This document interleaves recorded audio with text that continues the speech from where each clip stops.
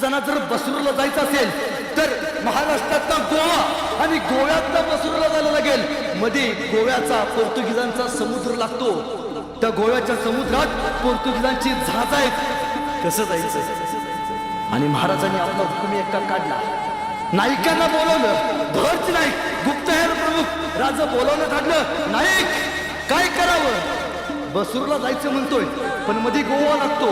पोर्तुगीजांचा समुद्र आहे. कसं जावं? नाईकाने सांगितलं, राजा ऐका, 12 फेब्रुवारीला हे सगळे पोर्तुगीज जे आहेत ना हे मुंबईला जाणार आहेत. या पोर्तुगीजांनी मुंबईच्या इंग्रजांना एक भेट म्हणून दिले.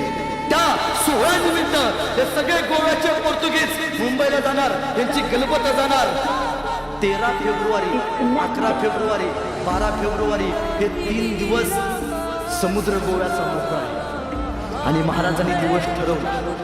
10 फेब्रुवारी मोहीम काढण्यासाठी महाराजांनी मावळे गोळा केले.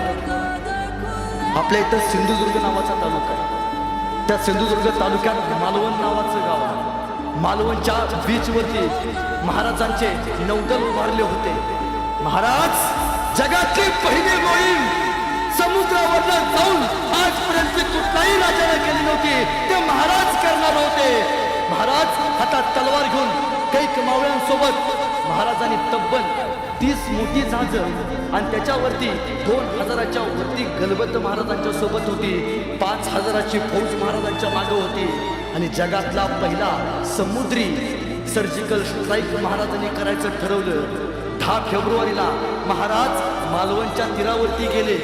महाराजांचे सगळे सैनिक त्या मालवणच्या तीरावरती गलबतात बसले आणि महाराजांची जहाज निघाली. समुद्राला चिरत त्या भिंतीच्या वाऱ्याला वाजवत महाराजांचं सैनिक बसरूकडे निघालं.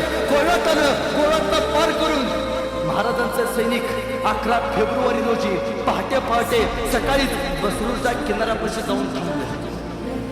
अख्खे पोर्तुगीज बसरूमध्ये शांत बसले होते. महाराज सकाळी 7 वाजता दादरनं खाली उतरले. 5000ची फौज मागे उभारली. हातात चमच्याने घेतला आणि निघाले. बसरूवरती तुटून पडले. सब करताना अरे रक्त रक्त हे काही जिगर होत नव्हती. पोर्तुगीज राजाला बघून पळू लागले. महाराजांनी एक पोर्तुगीज ताणून मारले.